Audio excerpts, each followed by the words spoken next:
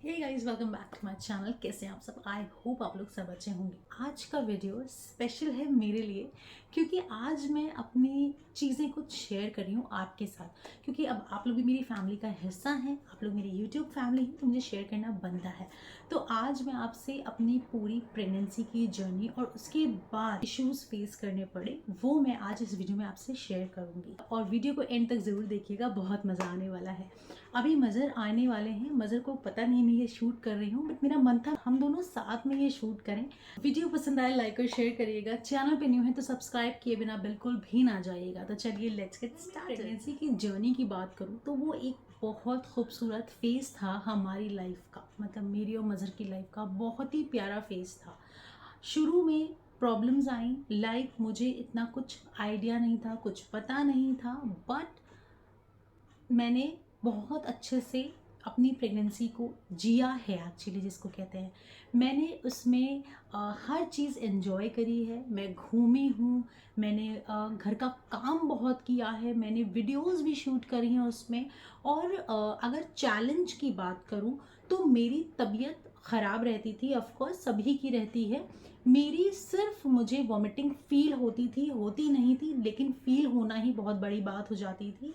तो उसमें मुझे बहुत ज़्यादा वो चैलेंज फेस करना पड़ा। अदरवाइज़ मेरे साथ जो प्रॉब्लम स्टार्ट होना शुरू हुई हैं जैसे 8th मंथ के बाद से, तो वो मेरी प्रॉब्लम्स थी जो भी होती हैं प्रेगनेंसी में। बट जो उससे पहले का जो फेज़ था वो बहुत खूबसूरत था, बहुत ही अच्छे से मैंने उसको फील किया है, मैंने उसको जिया है।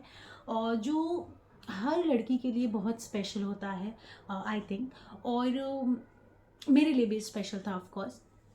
हम दोनों ने बहुत एंजॉय किया है अपनी प्रेगनेंसी में। मैंने बहुत खाया, इतना खाया कि मैं मोटी हो गई। एक्चुअली मैं ओवर वेट हो गई थी क्योंकि मैं सब कुछ खा रही थी। और मुझे डॉक्टर ने मना कर मतलब मुझे शुरू से ही सबको डॉक्टर्स मना कर देते हैं कि आपको बहुत ज़्यादा ऑयली नहीं खाना है, बहुत ज़्यादा आपको स्पाइसी नहीं खाना है या जंक फूड नहीं खाना है। लेकिन मैंने बहुत खाया है, ट्रस्ट मी।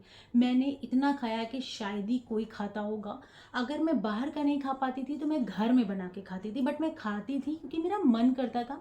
बट येस, मैंने कभी ऐसी मेरी क्रेविंग नहीं हुई कि मैं रात में 2 बजे या 3 बजे उठ के मज़र को परेशान कर रही हूँ कि मुझे ये खाना है, मुझे वो खाना है। ऐसा कुछ नहीं हुआ। बट हाँ, मुझे क्रेविंग्स होती थी।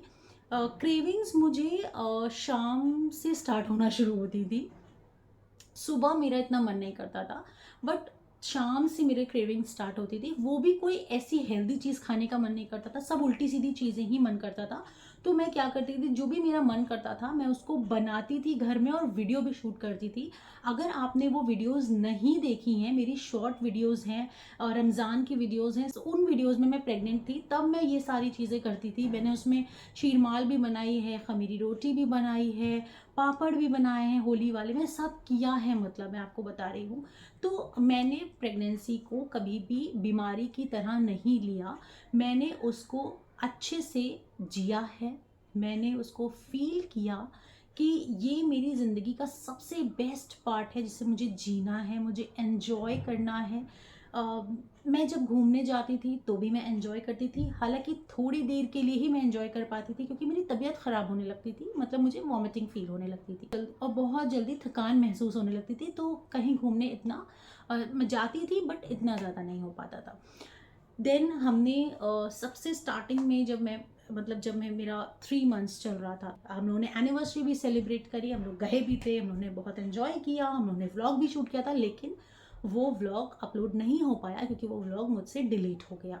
खैर, कोई बात नहीं, अगर मिलता है तो मैं ज़रूर अपलोड करूँगी। मैंने पिछले वीडियो में भी आपसे ये बोला है। और मैं अकेली ही रहती थी, मतलब स्टार्टिंग में मेरे साथ मम्मी रह रही थी बट वो फिर चली गई थी, तो मैं अकेले ही सब कुछ मैनेज करती थी। सुबह उठना, ब्रेकफास्ट करना, मज़हर का लंच तैयार करना, अपना खाना करना, सब कुछ मैं करती थी। फिर ये एक्स्ट्रा चीज़ें भी मैं करती थी, वीडियोस भी शूट करना। हाँ, मेरे साथ ये थोड़ा सा दिक्कत आ रही थी कि मैं मेकअप नहीं कर पा रही थी। मेकअप मतलब मुझे मेकअप से थोड़ी सी प्रॉब्लम हो रही थी, मुझे उसकी स्मेल थोड़ी सी अच्छी नहीं लग रही थी। बस ये थोड़ा सा इशू आ रहा था। अदरवाइज़ ठीक था, अच्छा था। और मैं रील्स वगैरह भी शूट करती थी, अकेले बैठी मैं क्या करूँ, बोर होती थी तो यही सब करती थी और मुझे नींद नहीं आती थी। दिन में तो मुझे बिल्कुल नींद नहीं आती थी और रात में बहुत ज़्यादा बेचैनी भी होती थी, क्योंकि एक करवट से हम लोग को सोना होता है तो उसमें बहुत ज़्यादा प्रॉब्लम होती थी। बट स्टिल वो टाइम भी कट गया जैसे तैसे, मैंने एंजॉय किया। मैं उस बीच लखनऊ भी गई थी अपनी गोद भराई में। 7th मंथ जब मेरा चल रहा था तो मैं फ़्लाइट से लखनऊ भी गई थी, हालांकि मैं डॉक्टर से कंसल्ट करके ही गई थी। तो अगर आप भी प्रेग्नेंट हैं, आपको भी जाना है, तो अपने डॉक्टर से कंसल्ट करके जाइए, क्योंकि हर एक की प्रेगनेंसी अलग अलग होती है। ओके, तो मेरे डॉक्टर ने मना कर दिया था मुझे। जब मैं लखनऊ से वापस आई थी तो उन्होंने मुझे फिर मना कर दिया था कि अब आपको कहीं भी ट्रैवल नहीं करना है, मतलब आपको बहुत दूर ट्रैवल नहीं करना है। तो मैं नहीं जाती थी, थोड़ी थोड़ी दूर पे जाती थी। उसके बाद मेरी एक्सरसाइज स्टार्ट हो गई थी। देन मैं एक्सरसाइजेस करती थी।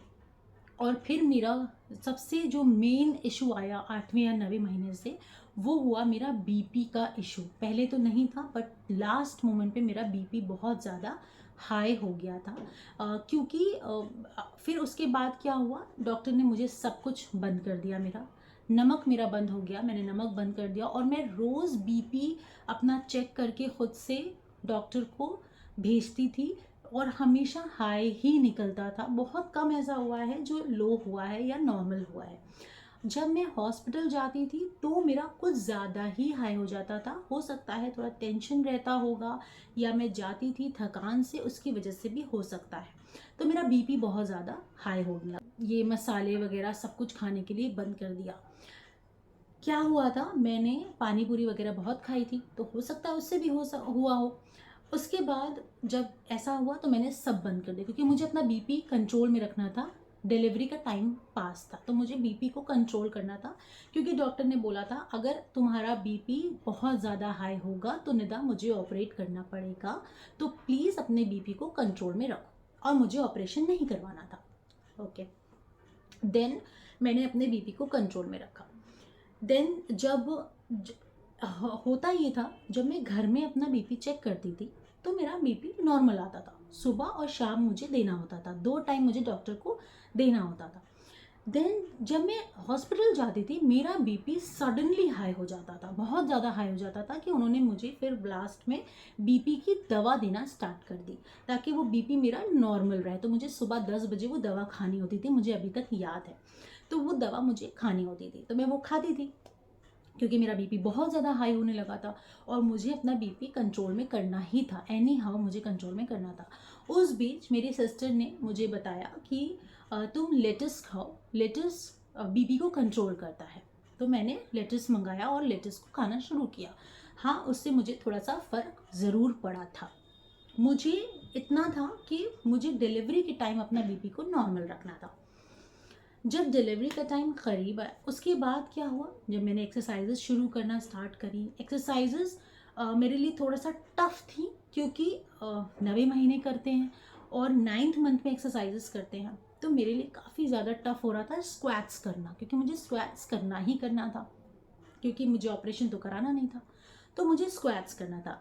जिनको ऑपरेशन कराना होता है उनके लिए भी एक्सरसाइजेस बहुत इंपॉर्टेंट होती हैं, लेकिन जिनको नॉर्मल डिलीवरी कर जिनका माइंड नॉर्मल डिलीवरी के लिए सेट होता है, उनको तो बहुत ही इंपॉर्टेंट होती है। तो सेम मेरे साथ भी यही हुआ। डॉक्टर ने मुझे एक बुक दे दी थी, उसमें मुझे सारी एक्सरसाइजेस लिख के दे दी थी या टिक करके दे दी थी, तो मुझे वो फॉलो करनी थी। जैसे तैसे 8वां या 9वां महीना बीत गया। 9th मंथ पे मतलब मेरी बहुत ज़्यादा हालत थोड़ी सी ख़राब होने लगी। मुझे सांस की प्रॉब्लम होने लगी थी, मेरी सांस नहीं आ रही थी, घुटन होने लगी थी मुझे। तो मेरा बस ये था कि बस अब डिलीवरी हो जाए तो ज़्यादा बेहतर होगा, क्योंकि मेरी तबीयत बहुत ज़्यादा ख़राब हो रही थी। तो डॉक्टर से फिर हमने कंसल्ट किया कि डॉक्टर क्या मतलब प्रॉब्लम है, क्या ऐसा है जो 9th मंथ भी हमारा बीत गया और अभी तक हमारी डिलीवरी नहीं हुई। देन डॉक्टर ने मुझे बोला कि नहीं, अभी कभी भी पेन्स स्टार्ट हो सकते हैं और तुम्हें डिलीवरी हो सकती है। ओके, तो हमने बहुत वेट किया। देन सडन हमें एडमिट होना पड़ा। फर्स्ट की रात में मैं एडमिट हो गई थी। देन तबीयत थोड़ी सी ख़राब हो रही थी ऑफकोर्स। उसके बाद बहुत ज़्यादा पेन्स तो स्टार्ट हुए नहीं थे मुझे। देन 4 बजे 2 तारीख को 2 अगस्त को 4 बजे से मेरे पेन्स एक्टिव पेन्स जिसको कहते हैं वो स्टार्ट होना शुरू हो गए। डॉक्टर ने मुझसे पहले बोला था कि निदा तुम कुछ खा पी लो, अदरवाइज तुम खा नहीं पाओगी और ना तुम कुछ पी पाओगी, पेन्स इतने ज़्यादा होते हैं। तो मैंने बोला ठीक है, मुझे ऐसा लगा था कि नॉर्मल पेन्स होंगे, मुझे इतना आइडिया नहीं था कि क्या होने वाला है मेरे साथ। देन 4 बजे जो एक्टिव पेन्स स्टार्ट हुए तो मेरी हालत ख़राब होने लगी।